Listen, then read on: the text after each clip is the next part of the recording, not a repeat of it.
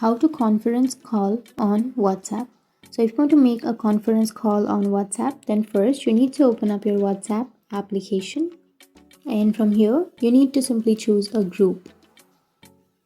So if you don't have a group and if you want to make a conference call, then first you need to make a group. So first go for the upper right, which has that three dots icon, and then go for new group, which is on the first option.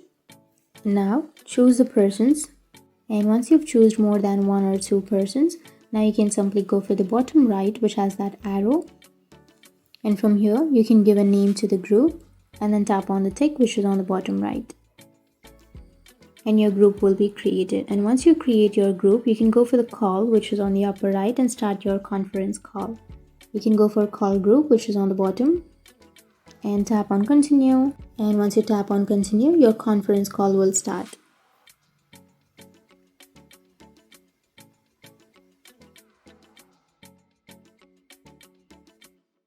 So that's how you make a conference call on WhatsApp. And if you have any questions, feel free to comment below. Thanks for watching.